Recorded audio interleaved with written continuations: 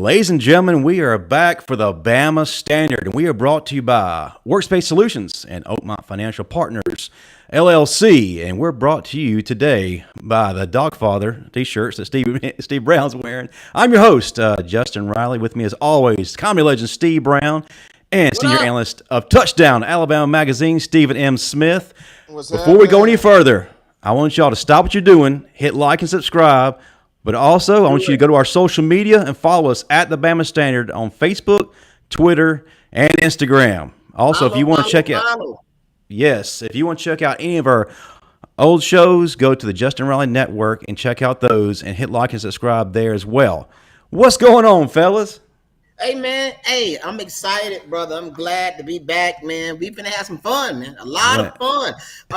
So, hey, let's get into it, man. What's going on, Stephen M? I got your wedding invitation. Yeah, man. I'm good, man. I just want to ask this one question. Justin, why it take so long for the Birmingham Stallions to get going? I was hoping you could fill me in, man, because that game last week, I feel like I was transported back to 1995 watching. What's the final grind score? it out 10 to 9. Oh, wow. Hey, but you know what? I understand we talking football, but I want to get into something a little bit deeper. So, Stephen, you're about to get married, right? Right. So how does it feel? About you, with you about to have sex for the very first time. How does that feel? I mean, what's going on in your mind? I mean, in my mind, Steve, I'm excited. That's right. And are you watching any training videos? Yeah, you watching training videos. I mean, I got Hustler. Let me see. I even got Jet Magazine Beauty of the Week. He even reactivated his Backpage account so that you can start practicing. But real quick, guys, Marvin Constant is not going to be on tonight. He gave us some excuse about his house catching on fire and clearing out all of his baby oil collection. So he has to go to Amazon and order a whole new case because he's about to go on vacation, and he's got to take those vacation pics. No, but he's got some renovations going on, and it got delayed 2 days. So, unfortunately, he won't be with us. But you got us, and that's all that matters. Hey, no, Justin, come on, man. I don't make me lose respect for you, man. You stop covering for Marvin. Marvin is dodging this next guest we about to bring up. That's just what it is. Marvin is dodging him. So do the honors. You know what, Steve? Let's go ahead and bring the truth out. Stephen M. Smith, if you would, please introduce our guest. We're talking about one of the most entertaining players in the history of Alabama football. Played under Coach Franchione. Had some time right there. I know Coach Fran. I know bad vibes. But he probably gave Marvin Constant that work out there in practice. He's the godfather of a transfer portal. And now that brother is in Hollywood swag with the black glasses on, probably giving Ice-T, LL Cool J, and The Rock a piece of that working business. We got Brandon, the superstar, swag surfing Miree up in here. What up? Hey, man, you know what, man? Hey, Brandon, let me tell you something, man. When Marvin found out that you was going to be on the show, he got some disease I've never even heard of. I think he called it Ghana herpesiphilis. I'm like, Marvin, it's like where your private area fall off, but it's still I don't understand, man. Yeah, so he's scared, man. Y'all gonna have to talk to him about that, man. We get on him bad about that. I wanted to see Marvin today.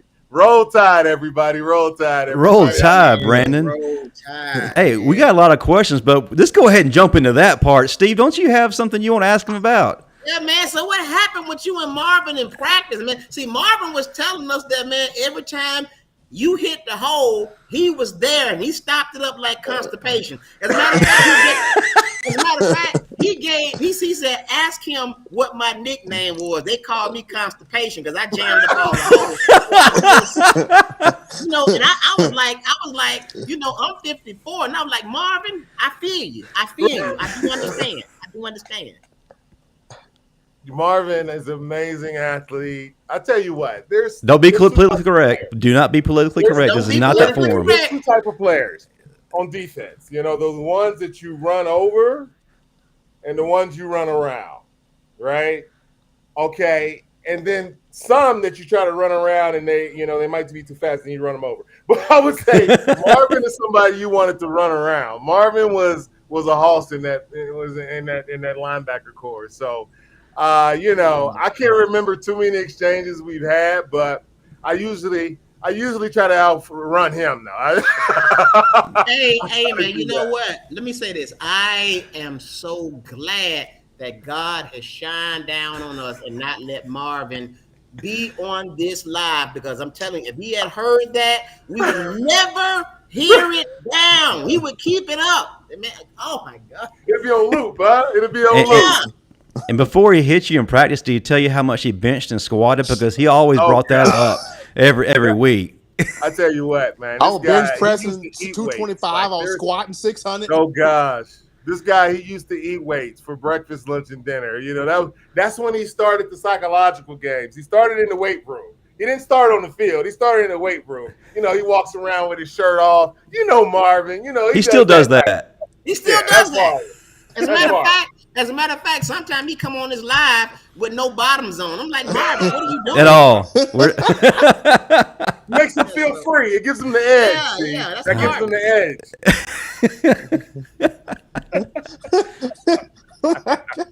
Hey man, Now- so listen, I'm not gonna stay on this live and listen to you talk all these positive things about Marvin. right? Marvin had to do something bad. Come on, because I don't like the guy. Something. I really don't like the dude. We're gonna have to talk offline, man. I'm gonna give you all the ammunition you need. Yeah, man, I need it, man. Marvin he kept saying, man, I was that guy, man. I was doing this, I was like, Marvin, you wasn't doing jack. And then you come on here and you confirm it. So did you ever run through him at least once? Once or twice. You know, we had some collisions in there. We had some collisions. Let's just say I don't ever remember falling backwards when I Oh, okay. We'll take that. We'll take that, Brick. We'll take that, Brick. Okay. Hey, man, I'm out. Hey, I'm out. I'm gonna go to sleep. I'm out.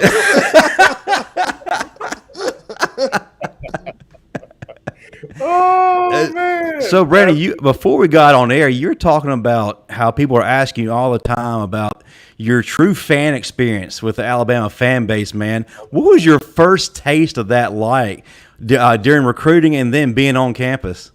Yeah, I think the first time I really got to experience it was when I was in high school and I came to A-Day game. And I saw how crazy they were going for none other than Deshaun Alexander. And it was almost like he was Justin Bieber to a bunch of 13-year-old girls in his heyday, right? I mean, it was unbelievable. Like, people would grab it for him. And so it got to the point where he took off his Letterman's jacket, gave it to me, and put his sunglasses on, and I got mobbed by fans outside of the A-Day game, in the tunnel of the A-Day game, signing autographs in his name. So that was a very cool experience that I had. One of the other notable experiences I had was the very 99 Alabama-Auburn. It was in Auburn, actually. And so we're on our way. I was redshirted that year. I was with a friend who went to school there. And we were on our way down, and we were listening to, I don't know if those guys are still around, Rick and Bubba, the two sexiest fat men alive. Do y'all remember them? Yeah. Oh, my gosh. They were hilarious. They had a hot dog gun. We were listening to it on the radio. They had a hot dog gun, and they were shooting it into a crowd of people. And they had people calling in like, hey, who are you for? Alabama Auburn. Who are you for? Alabama Auburn. And then one guy, he got in there very, most people, hey, I'm from Alabama, Roll Tide. I'm from Auburn, like, whatever. One guy was very calm. and he said, "Who are you for? Who are you for? Alabama, Auburn?" And he said, "I'm for Alabama." And just when he was about to say something, the guy was going to say something else. The guy cut him off and said, "I just want to let you guys know that this is more than just a football game. It is our way of life against theirs. They run a communist regime." And at that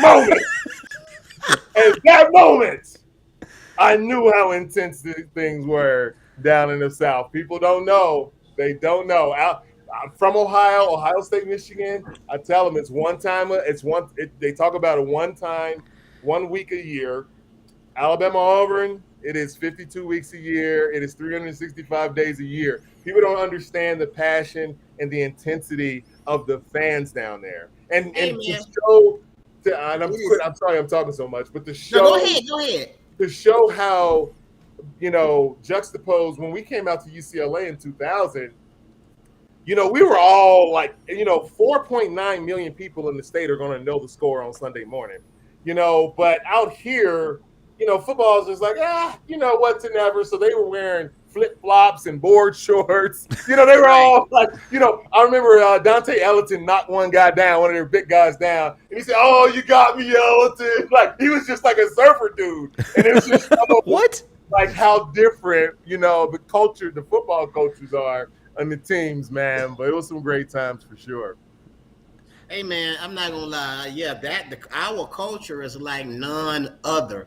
Be a Alabama Auburn game. This is where you can legally go and see white folks fist fight all day long. For real. It's Steve, it's like a real, redneck. yes. It's like a low budget redneck WWE. I love it. Everybody's fighting. And and the thing is, you know what, man? I'm telling you, they say it's racism in Alabama and this and that and this and that. But dude, let me tell you something. Right now, if you go to an Alabama or Auburn game, you can say Roll Tide. You can get anything you want, or you can Absolutely. say War Eagle. Let me tell you something, man. I went down to the Iron Bowl 4 years ago, and I went to the Auburn side, and I said War Eagle, and I got married 4 times, 4 different white girls. I'm like, this is amazing. This is amazing. And it's almost like it's like a society. Like I felt like being an Alabama player, I can go to anywhere in the state where there was Alabama fans, and I would be welcome like a member of the family. Like it just didn't matter. I mean, that's how amazing it was, the fan base. I think the biggest thing people look at Alabama being, title town, championships, and the whole nine. But what makes University of Alabama special is the people. I didn't graduate from Bama, and here's the thing: there's people. My mom, she said, "Hey, listen, if you're friends with them, you're gonna be friends with them in the future." But there's people that I talk to daily from Alabama and this has been over 21 years. So people make that's the reason why Alabama. I know, right? Don't make me think about it too much, man. I hurt my back. This segment is sponsored by Geritol. Right. It's just amazing. You know what's so funny? I was in Cincinnati, Ohio, y'all, and I was at a church event.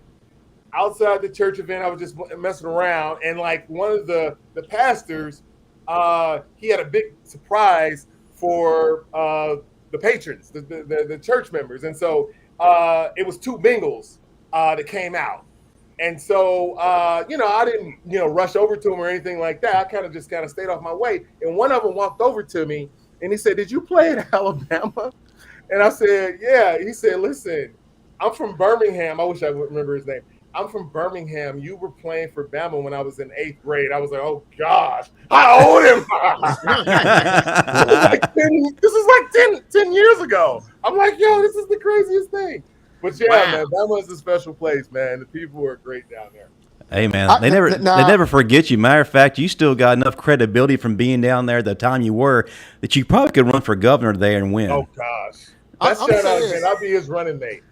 John Alexander is the first son of Alabama. That's what he literally. One time we was with him in a diner, and he was about to to leave. We were about to leave, and he stood up, and the crowd stood up and started clapping.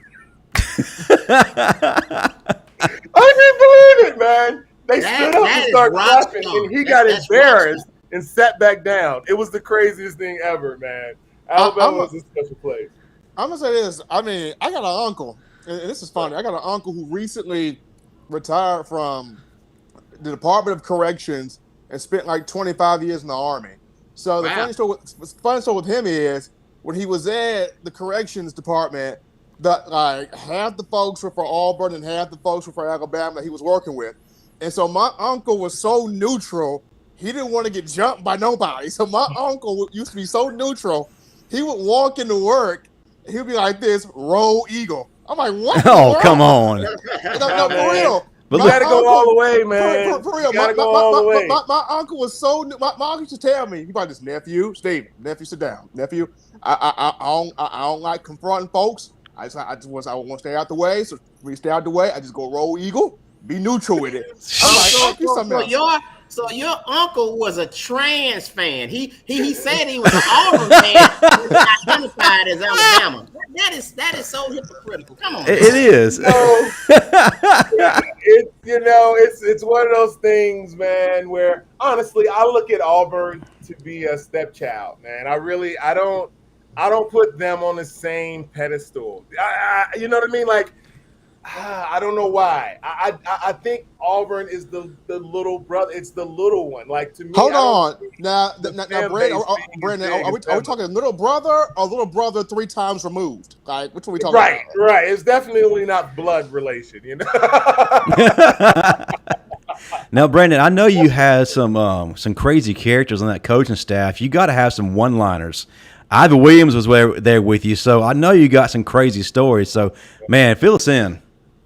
You know, it is one thing. Like, the best coaches, they know their players inside and out, right? And so, if people that know me from Bama know that I was like a germaphobe. I'm like a huge, I like to call myself a recovering germaphobe. So imagine in a meeting room, it's pitch black and you're staring at a screen because you're doing that for hours a day watching film. And you got a coach in there with a pointer, a red beam pointer, and the rewind button. And he's rewinding every mistake you make while he's critiquing you. And so Ivy Williams was legendary. Like, this man, like, if I ever make a coach character, he definitely is an archetype. Like, because he was a prototypical coach that was like mean, that was on you, but loved you, but you didn't know it because he was browbeat you. You know what I mean? Right. And you couldn't. And then one thing I remember getting recruited at Bama, they said, Ivy Williams get on you, but he said nobody else on the coaching staff can ever say anything to you. If they say anything to you, they got to answer to him. So he was that type of lawyer, like that, right? And he didn't take no stuff. So imagine, like, you know, when you're scrimmaging and the sideline, you know, is porous, meaning like there's people encroaching the side. They're past the sideline, they're on the field, and the coaches keep saying, "Back up, back up." They back up and then they creep back out. They did that about 6 or 7 times, and Ivy Williams didn't say anything. But one time I saw him turn around, and he said, "Now, if I had to turn one more time," and he took 2 steps, and the entire sideline just backed off. Like, they did not come back at all. So when he got us in the meeting room, it's pitch black, and he's going in there, and he's sipping on coffee. Or Santonio Beard told me, he said, "Man, I couldn't stand." May he rest in peace. He said, "I can't stand him. He's sipping on that coffee. Like, he's sipping on coffee and it's loud." And he's sipping on it, and he's like, and he's talking about you. And he's like, "What do you got here?" And I think one time I made a mistake. And he said, "Well, who do you have here?" I said, "Number 99. He said, Who do you have?" "I have number 99. He said, "Well, why didn't you get him?" And he's sipping on the little coffee. And I'm quiet. And I stayed quiet. He said, "Why didn't you get him?" And I was about to speak up, and he cut me off. I said, he said, "I know why you didn't get him." He said, "Because you was a chicken-hearted mother." Like, I mean, literally, this is the coach that told Sean Alexander. When Sean Alexander was a freshman, I remember Sean told me, he walked up to Sean in the locker room and said, I will never recruit a player from the state of Kentucky again. And he walked off. And Sean is sitting there looking like, oh my gosh, like he messed it up for his entire state. So we get in the meeting rooms and you're laughing. You're trying to hold in your laughter when he's on everybody else. But then he gets to you and like you feel this big. And so Jeremy Walker, me and him, we talk Ivy Williams. Like literally when we speak to each other online, like our talk is Ivy Williams quotes. And so one time, you know how somebody will try to, you know, block somebody, but you don't like drive your feet through them. So he said, so he was telling Jeremy, and he said, what did you think? You was gonna explode when you hit him with your Popeye arms. This isn't your powder keg, your powder puff league, son. Like, listen, this guy had one-liners for days, and he was so funny, and he knew all of our quirks. One time I messed up. He said, I bet if it was germ warfare, you'd be able to excite. Like literally, he knew I was a germaphobe. So he said, I bet if it was a germ warfare, you would have got it right. I mean, he was one of them coaches, man. Like psychologically. One time we were recruiting, and we were at what's the name of that chicken wing place near the softball stadium? It's like Baumhauer's. All of them. All of them. There's like 20 of them now. They say I won't even recognize. I won't even recognize the campus nowadays. But one time we were there, and we were all getting served, and there was this girl who was a server that was in my class, and she was like handing people the wrong plates, and Ivy Williams was not gonna let her up. He looked at her for like 2 minutes, like as she messed up giving people their plates back. And like she felt so small. I felt so bad for her. I didn't want to bring it up in class. Like it was like one of them type of things. But he was such a character. But I talked to him a couple of weeks ago, very randomly, and he's coaching in that new football league that Terrell Owens is in. The player control league. Yeah, player control league. Yeah. You know what? Yes. Speaking of backups, when I was playing in like the what you want to call it, I forgot what league it was. It was a league where people didn't play, and the coach, I ended up being a backup. I was a backup, but they didn't tell me I was the player on the sideline telling people to back up, and I was so hurt. I was so hurt. Oh man, Brown, you're gonna be a backup. He kept telling me I was gonna be a backup, but he never told me what position. Linebacker, what punter? What am I gonna be a backup? But Steve, all right, take your position, and I'm going down the sideline to you. Back up. hey, Steve. At least you didn't have one of the moments where you subbed yourself in the game. I had one of those moments where hold on, you sub yourself in? Yes. So this is what happened. So one of my teammates was a wide receiver, so he was running a post route. He gets decleated, like he laid out on the ground, then messed up his ankle and everything. So they had to get him off the field. So the coach is looking like, okay, who's gonna go in? We got 10 guys in the field. Who's gonna go in here? So one of my best friends is the water boy. So I'm looking at him like, bro, I'm finna get in this game. He like, you ain't going out here. I'm like, bro, I'm finna get in. So I sit there, I put my chin strap on. The coach doesn't see me go on the field. I run on the field. I get the call from the quarterback. I'm playing the X receiver. The ball is snapped. I'm wide open. I done hit the man with a two-piece move. I'm wide open. I'm staring directly at the quarterback. I throw him the ball. The quarterback see me open. He pulls the ball down, runs out of bounds, and gets hit. And I walk over to him and say, watch over the ball. He goes, Steven, your job is a decoy. You run. Man. All you do is run. You is a decoy. And so then. Hey, and the reason he didn't throw you the ball is because you buckle your chin strap, but you ain't have on a helmet. Look, How does Bama look this year, guys? I mean, what's where they strong at? Where you think you might need help at? What are you thinking? What you mean Alabama? Yeah. Alabama's strong in every position. Mm. Every position. Mm. Even Towel Boy. And so are they young players or are they returning players? They're Majority returning players, I yeah. think Steven has all the stats and all of but everything that we really need to know. But I think that we have do we have 11 returning starters on defense? I mean, I'm saying 8, right, or 9? It's 9. It's 9. Okay, Oh, wow. It's 9. It's 9 on. It's 9 on defense. Majority of it's on defense, but I think offensively, Bama's got guys back too. They pulled a few guys from the transfer portal. I just think it all comes down to that offensive line to me. The offensive line holds up, does their part. Keep Bryce protected, run the ball some. I think it's gonna be good. You know what, man? You know what? Honestly, the offensive line hasn't been seen, but from what I read on paper, they might be a really good offensive line. Think about it. We got the guy coming from Vanderbilt. We got a lot of guys. Kentucky. We got a lot of movable parts now. Go ahead. We got a lot of movable parts. I think the pressure is just on bringing a new coach in. You got Wolford to replace Doug Marrone.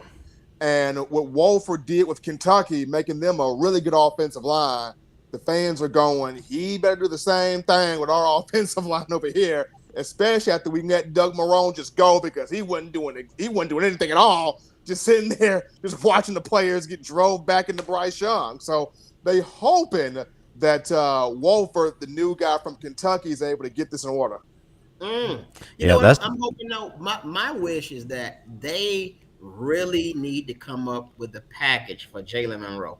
I agree. That's going to be all on Bill O'Brien, because I'll say this: I don't know what Bryce Young is going to do after this season, but the way the draft people are talking about him, this may be Bryce's last year.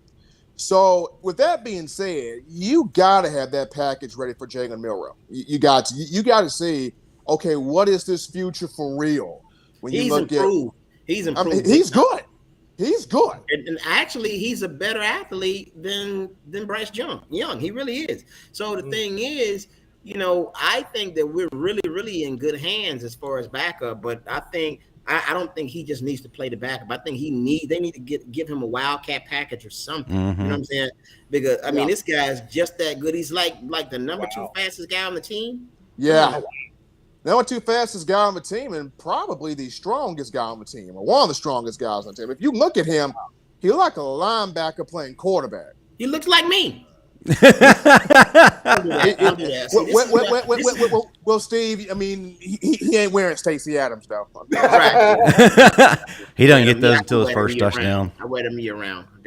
But this is a good season. I'm excited. Is there anybody in the conference that looked tough this year going into? Man. Yeah, you know what? Oh yeah, everybody looks tough until they play Bama. Yeah. Right.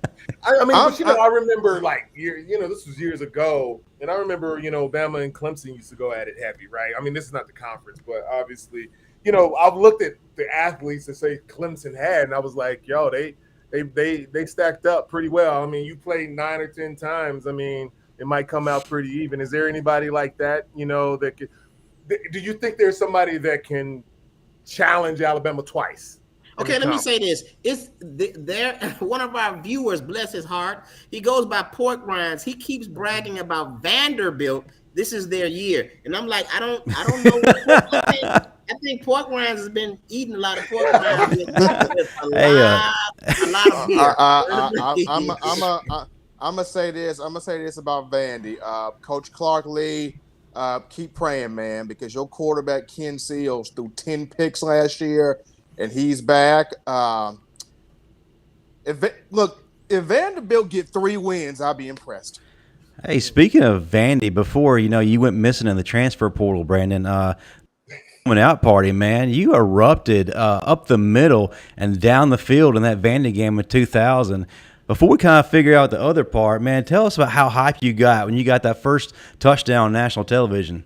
Man, I had a lot of people in town for that game. And Vandy was like a team that, there's one team as a player that you do really well against, and I discovered that was kind of like Vandy, And so, I might have had 8 carries, 80 yards or something. Like I can't recall with that 40-yard touchdown, and it was just fun, man. It was one of those days where the offensive line was really working. So they had some great holes. Getting to the second level is me, like being a bigger back. I was able to, really break some tackles in the secondary. So that was one of those things where you try to break tackles and all that, but the guy thought he had me, and one time he didn't. So it's funny because if there was a picture taken of me right before this guy tried to tackle me, and you would have thought, if you would have saw that picture, you're like, oh, you got tackled. But I actually was able to break that tackle, and before you know it, I was, way to the end zone. So that was a special moment, man. I had a great time. Now, well, that's really cool. After you was getting punished by Marvin Constant in practice. That's what he said. So it got you prepared for games. Okay, right. I see the correlation now. But go ahead, Justin. I'm sorry. My first year, Marvin was a sophomore. So I redshirted that year. So I was on the practice squad basically. I was on the squad that would run, and I used to try to give them fits. I remember I used to try to. Hey, that's what I heard every day out of practice, that no one can touch you. Yeah, Marvin said you was on the practice squad your whole career. He said that. I'm just saying. Justin, you heard him. He said I did hear it. Matter of fact, one coach tried to keep you there. After DeBose left, in comes Dennis Francione, and a lot of us Bama fans thought with the option offense, you were about to take off, but instead he just kind of pushes you to the back of the line, which a lot of Alabama fans don't understand. And then you kind of disappear for a little bit. Matter of fact, there was a big article about you in the Crimson White said, "Oh, Brandon, where art thou?" So if you could, man, kind of clear the air as to what happened and then how you arrived at Pitt. Yeah, so 2001, that was the season. So going into that season, during the end of training camp, I ended up going to the hospital. I had an infection in my toe, and I was in game week for UCLA. UCLA was coming in town game week.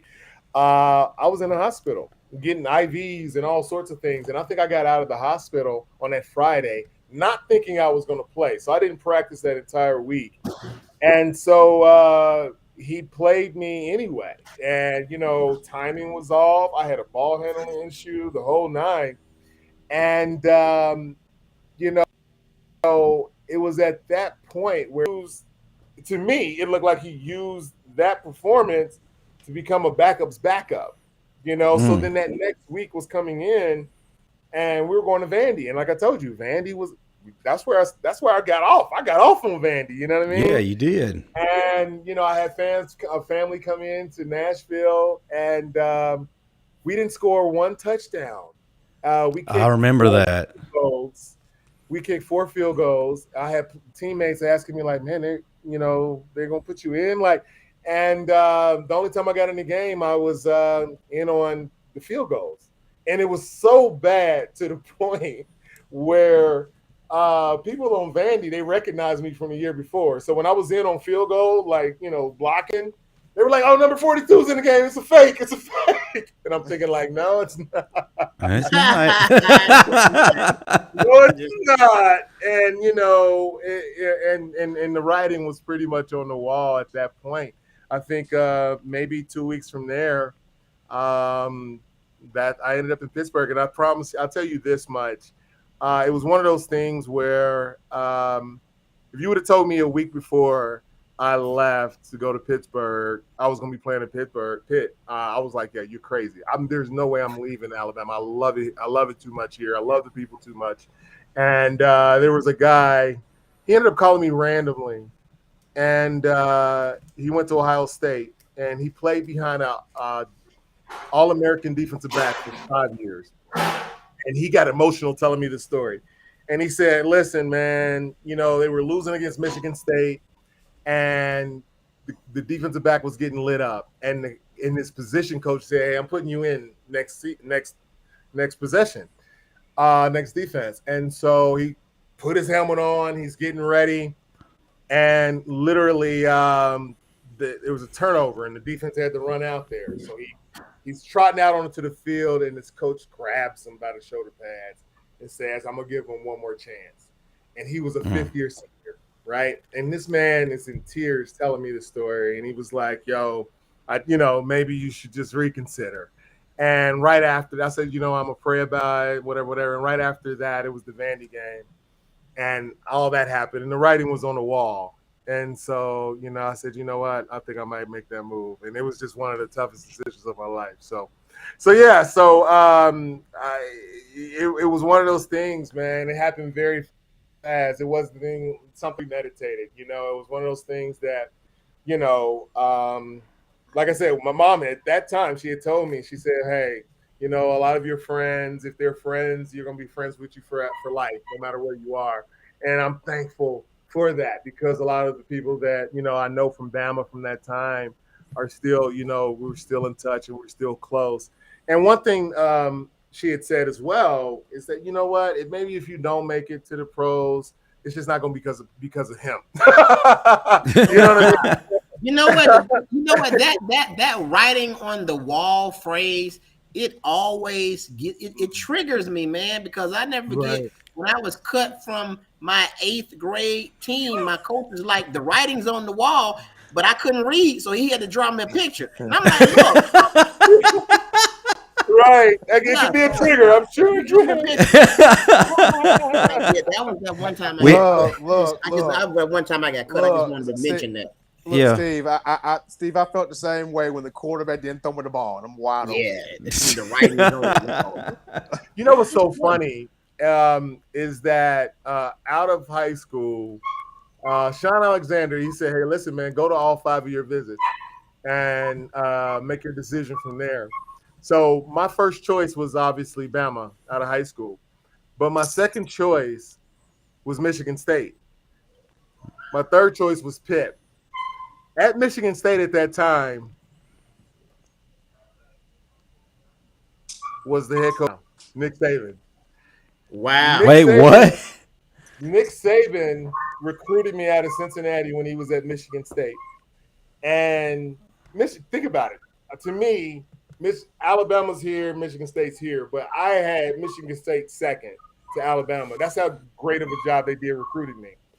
And if it would have been Nick Saban instead of Dennis, if he would have got there when Dennis Francione got there, it would have been a totally different story. Nick Saban knew me. He ran a pro-style offense. They recruited me heavy.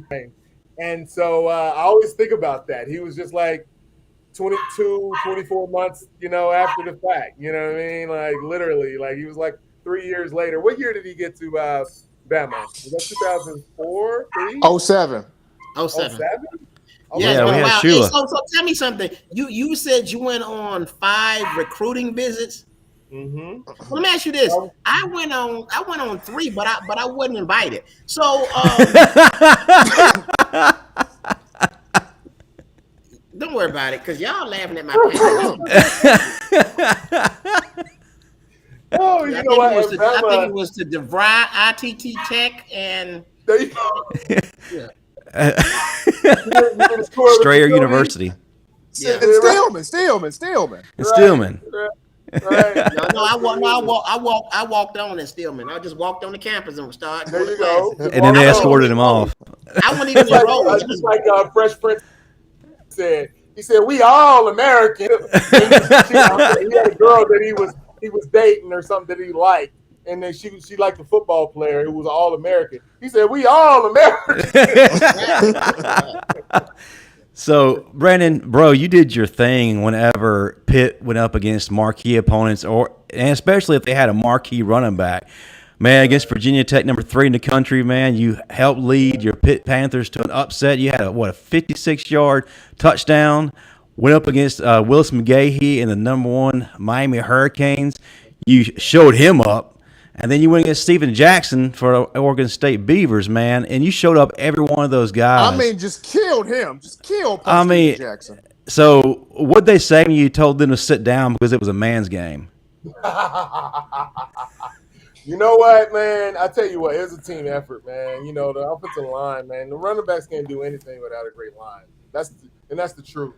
And you know, when everybody's working lock and step together, great things happen, man. And y'all see it, y'all feel it, man. Like when y'all watching the Bama game and everything's clicking, and that line is just, you know, they call a-holes and elbows, you know, but like literally, and they just going, and you know, you 4 yards, and you know, by the end of, you know, third and fourth quarter, those 4 yards is 24 yards. Is that 24 yards? That's might turn into 34, 44. You know, so you know, when you're in those situations, man, where you're playing a complete game, and that's how I judge games now. Like, who controls the line of scrimmage? I can tell who's going to win the game based on who controls the line of scrimmage. Like, literally, like I can call games like that. Like, it's so easy for me to see. Like, okay, this team is they're controlling the line of scrimmage. They're going to win this game, and then that was one of those things, you know. I'm kind of confused though. You were saying, okay, you said he showed up, Willis McGahee, and who else? Steven Jackson, and who else? I ain't gonna say Willis McGahee. Who else it was? Who was it? Well, he showed up and showed out against Virginia Tech. It was number 3 in the country and up in the running for the national championship that year. But who were these guys, these running backs that he did? You know, because yeah, go ahead. It was the first one was from Virginia Tech. I can't think of his name right now. Right, because they said that because I understand, you know, Justin would say you was doing a lot of showing out and running up and down the sideline and hitting holes and A gaps and all that. But Marvin just said you didn't do it against him. Now he just texted me the text right here. Marvin said you didn't none of that against him. Text. Hold it up to the screen for us. Hold on. I want to do talk to text. Do talk to text. Marvin said you ain't do none of that against him. And I'm like, wow. So I mean, that's why you left. I'm impressed. Yeah, he Man, said you didn't do it. I was there on the sideline when Marvin got injured. Wow. What game was that Marvin got injured? LSU? Oh.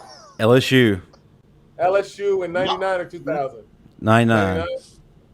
Yeah, that was a rough one, man. You was there? I still feel for him for that, man. That was bad. It was a bad. He was the only one that wasn't laying down on the field, Steve. What was crazy? Mm-hmm. What was crazy though? It was like that play in the end zone. It was like about 3 or 4 players at the same time tore their ACLs or something. I think it was crazy. Really? I mean, it was like Marvin and somebody else. It was like wasn't it like Cornelius Griffin, Tony Dixon, Canary Knight. I was in there too. Yeah, wow. Steve did his at home. He was getting the root beer and fell out. Man, he had a new pair of Stacey Adams on, hadn't broke them in yet, and yeah. Hey man, I thought that was the craziest thing ever for all of them to get hurt like that on one play. Yeah, that it was just some games, man. It just it's so physical and so you're just so into it, and that was one of those games, man. And I think I was, like I said, I was on the sideline, so I redshirted that game. That next year we went to LSU, and a fan broke out into the 50-yard line and mooned us, and then started running around. That was Steve. That was Steve. That was but I thought I recognized you, but I didn't see your backside. I didn't see your backside. He had dreads then. Yeah, I'll never forget though. I tore my ACL and got right back in the game. See, you can do that on PlayStation. I'm telling you, man. I was playing for the New England Patriots, and don't worry about it. Steve, it's funny. Earlier, you mentioned not getting invited to recruiting visits. It's funny because something similar happened to Brandon. He didn't get invited to the NFL Combine, so him and his agent decided to take a drastic measure. Brandon, if you kind of talk to us about that and tell us how that played out for you in the long run. So I was a Doak Walker candidate going into my senior season. First game did well. Second game did well. Third game, I didn't do as well. come to find out, I broke my leg in the third quarter, and I played for the rest of the game. I broke it in the second or third, and I played for the rest of the game, but it went misdiagnosed. And by the time it got diagnosed, I missed 8 weeks of the season. And so recruiters and, game scouts will come to practice, and I'm in a boot on a stationary bike. And, I got back week 11 and, ran for 177 yards and finished out the season still leading the team in rushing, and played in a senior. It wasn't the Senior Bowl. It was a Senior Bowl in the Villages in Florida, and scored a touchdown, but pulled my hamstring. Later that season, I got I didn't get invited to the combine, which was normally in February of every year. Yeah. Or And February, so sorry. in February, March, April. It was in the winter, and so my agent was like, "Yo, let's just go." And so we went and just went around talking to coaches, and the team, the Broncos. I never saw them while I was there, but on draft day, the Broncos called me around, somewhere around 6th round. They're like, "Hey, man, we didn't see you at the combine, so we just wanted to talk to you." And they said, "Yeah, just to kind of get your word. We're looking at you."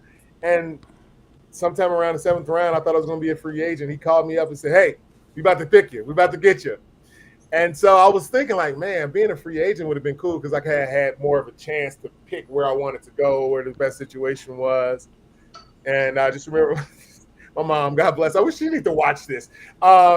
But I said, "Mom, I thought I was going to be a free agent." She said, "You got the rest of your life to be a free agent. Today, you're a draft pick." That's what's So I up. got drafted, man, by the grace of God. That's a great that was- story. That's a great story because I wouldn't invite to the combine either. But But that was the true snub. You was the true snub. Mine wasn't a Yeah. snub. Yeah. Mine wasn't a snub.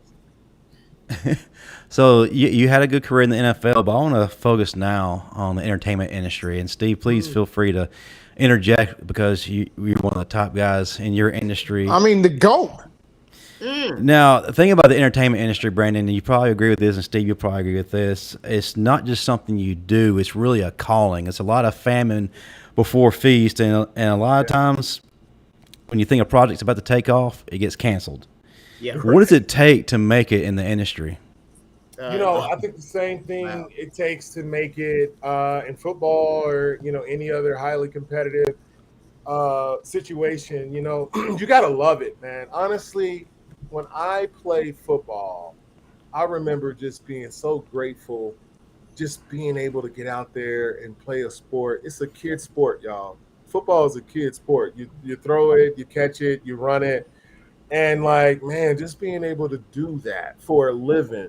You know what I mean? Like that is, you think about how profound Amazing. it is, right? And but to get there, you have to go through 10 plus years, right, of apprenticeship, right? Yeah. Nobody was paid for it beforehand, and you're getting bloodied up. I've had 2 broken legs in college. I've had all sorts of injuries. I remember one time I got it was an errant knee in my thigh one time at Bama in practice, and it hurt so bad. I told myself I will never intentionally try to hurt somebody. I said this game is physical enough. It hurt that bad to me. It made me have that realization. Like it makes you rethink life. You know what I mean? Like imagine getting hit so hard doing certain things, and you're like rethinking life. And so you've got to love this thing. You know what I mean? And I love it. I told my wife, I said, "Look, man, I want to, get out here and tell these stories, and I don't care who says no, right?" And so it's one of those things where, I'm doing it, the strong way, the long way, and, doing it on my own way right now. And I'm having fun, though. Like even that's when people talk to me about their kids and they talk about, football and things like that, I always ask the kid, "Are you having fun?" That's the first thing I ask them because it's so important for them to have fun, because the fun is the X factor. If they're able to have fun, they're able to, they're going to go work out more. They're going to go, work on their craft more. That's going to be the X factor. You know what I'm saying? Being able to take that and just enjoy what you do ultimately. Now, you're not going to like everything. There are some times I wanted our bus to crash in 2 days. Like, I'm like, yo, it's like, yo, it's 110 degrees outside right now. It's one of them type of things. But ultimately, you should love what you do, and that's the passion. That's the X factor. And I haven't loved anything since playing football. That's what's up. Yeah. Something up, man. Tell us about your award-winning animated short, The Magical Root. Yeah, man. Frederick Douglass, he was somebody that, I read his autobiography when I was a child, and it really touched me, and it really stayed with me. I would tell it to sports teams when I talked to them. I would go to schools and churches because it was just a profound principle. When he was a teenager, he got sent to a slave breaker's farm. Now, you usually send your worst slaves to a slave breaker's farm. And so for a year, this slave breaker is breaking you, not only physically, but also psychologically and emotionally and spiritually. And Frederick got there, and for the first 6 months, he was broken. And one day, he got beat so bad that he ran back to his original slave owner's house, thinking that he would show him reprieve.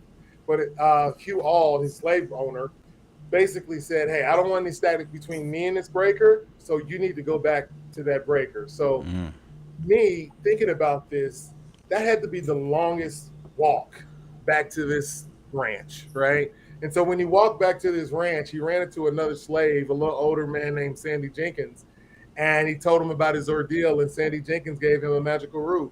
And he said, hey, listen, you put it in your right pocket, you'll never get beat again. And Frederick was like, oh, this is some superstitious stuff. But he was like, it was something about his confidence, and plus he didn't have anything to lose. He was at the lowest point in his life. So he just took it.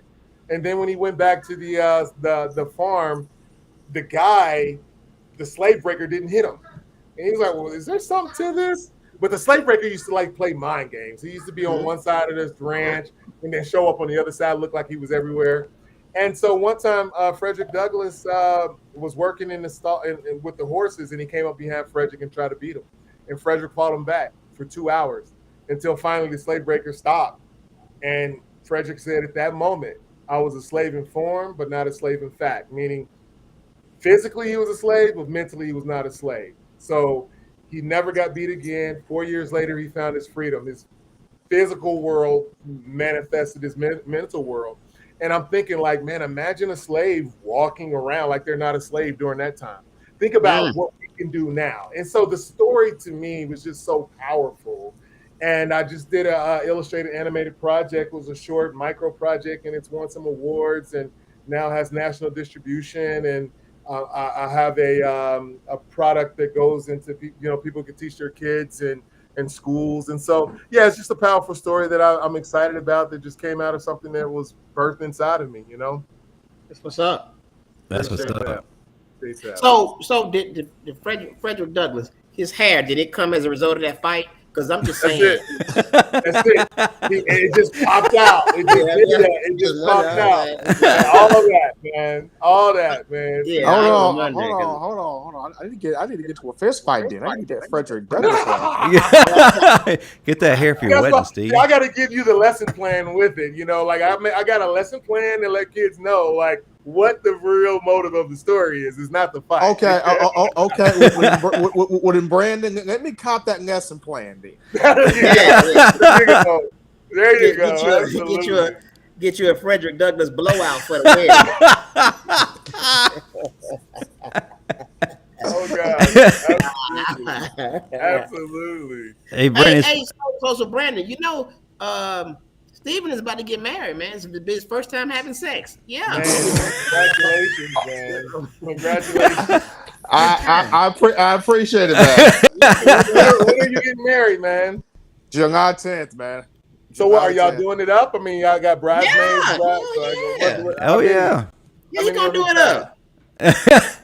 Hey, man. Yeah. We got the whole nine, fried chicken, everything. Hey, man. Oh, snap.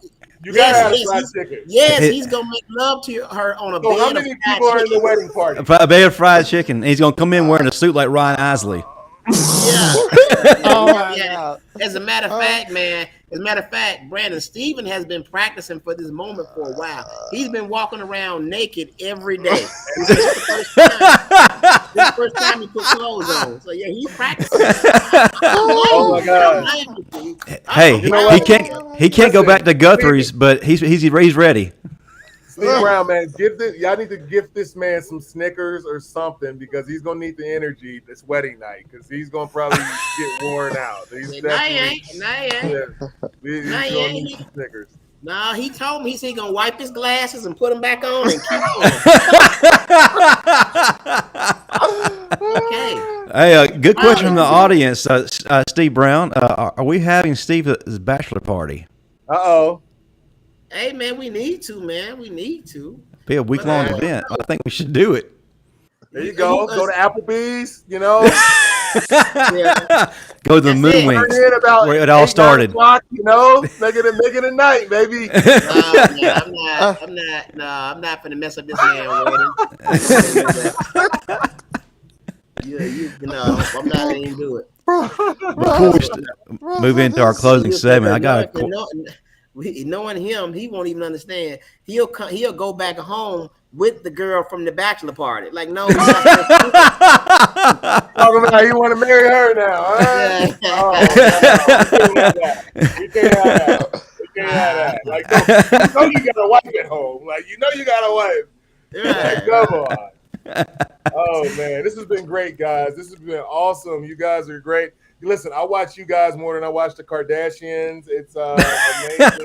Hey, that's love. Hey, for real, that's love, though. Almost as much. I'm sorry. It's neck and neck. I might have them a little bit more than you, but no, man. That's all right. That's all right. Our viewers gonna go up, especially when I get these implants. Yeah, this gonna go up.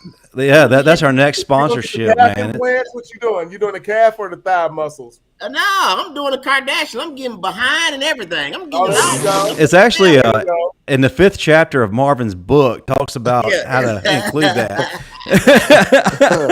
Listen, I expect all of y'all to be muscle bound. Y'all got Marvin as host. You got books. You got resources. There's a 5th chapter of Marvin's book. Yeah, in the 8th chapter, it tells about how you can get a fat ass. I just passed out. Lord, Marvin. Oh, yeah, Marvin got a whole chapter on how to get thick. I'm like, nah. And the name of the chapter is you look like your daddy, but you built like your mama. I'm like,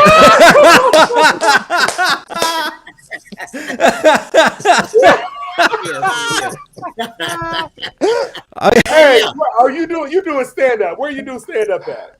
Everywhere. As a matter of fact, man, I'll be in Houston, Texas this weekend, and then I will be. Where will I be? Man, like my schedule is like I'm booked up until like probably September. So God is good, man. I gotta come check you out.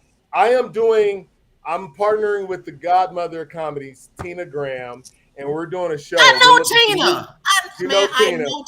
Yes. Yeah, we're doing a show, LMBO, and so we're looking for undiscovered. You know what I'm saying? The talent that the world needs to hear about. So we gonna have to come see you, man. Hey man, let me tell you something, man.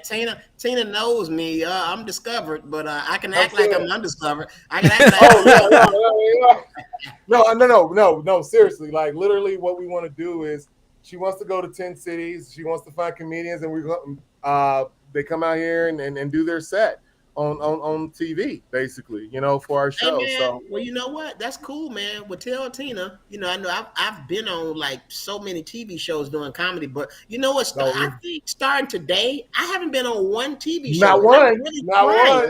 I'm really trying to get on one. Now, the last thing I did with video was Pornhub, and they did not accept it. Hey, Steve, you probably need to go slap Will Smith, and they'll put you on. Oh no, man! I'm telling you, I submitted my stuff to Pornhub, and they said they wouldn't accept it because I was naked. They said I was naked. I'm like, wait a minute, aren't you supposed to be naked? Yeah, that's the whole. They won't let him be great, man. They will Read not let him be the great. chapter if you didn't read in Marvin's book, okay? Read that chapter. And maybe if you do what you know in the book, then you know they might accept you next time around. Yeah, I got you. That's what it is. Yeah, man. I can't wait to come check you out, though. Seriously, brother. I think you're amazing, man. So looking forward to seeing you do your bit, man. How long is your stand up right now? I'm sorry. How long is your sets typically? Dude, I honestly have like probably 2 hours worth of material. I've been doing it 25 plus years. So I have a lot of material.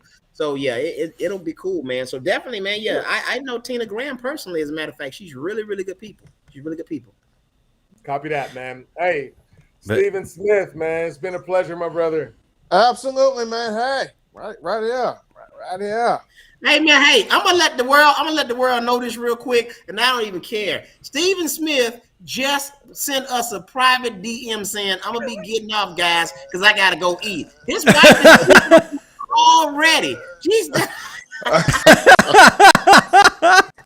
He got a new flick. Hey man. Before everybody goes, I want them to go. I want y'all to give your social media contact and how people can find you and what's up next. Brandon, since you're our guest, I'll go ahead and start with you. We appreciate you coming in and hanging out with us.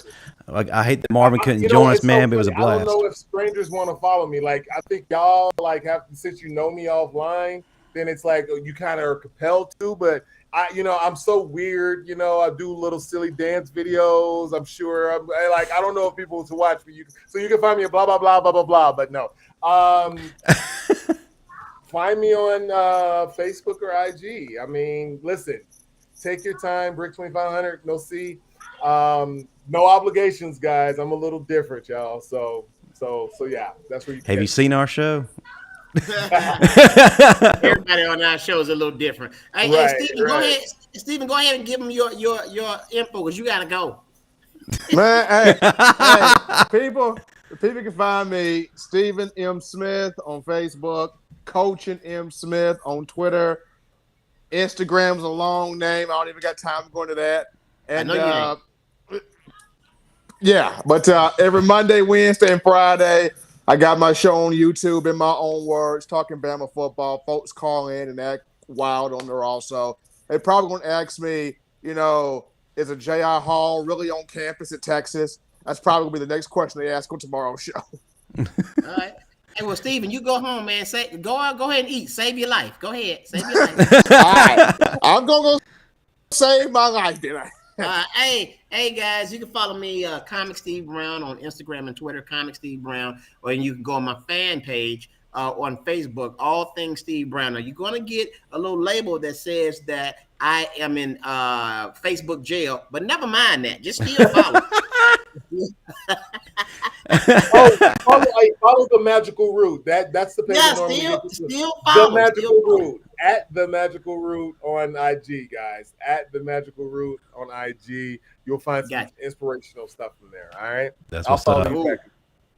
Before we go, I want to say one last thing, just to update the audience. A few weeks back, if you didn't catch the show, we had a young man on here. His name is Logan Keating. He has a rare heart condition, and his dream was to always meet Alabama players. So we brought him on here, and we surprised him with a couple of former Alabama legends, and he got to hang out with us and run the show for the first half of the episode and had a great time. Well, got contacted by his mom today, and he took a turn for the worse last week, and they nearly lost him. So right now he's trying to fight back. He's trying to get back on the road to recovery, and they're asking for everyone's prayers. And they're also asking for any kind of offering of encouragement, a card, something funny, something signed if you're an athlete. The address to send it to, the Ronald Donald House, in care of Logan Keating, room 615, 3925 Chestnut Street, Philadelphia, Pennsylvania, 19104. If you need that address again, please contact us, thebamastandard@gmail.com, and I'll be glad to hand that out.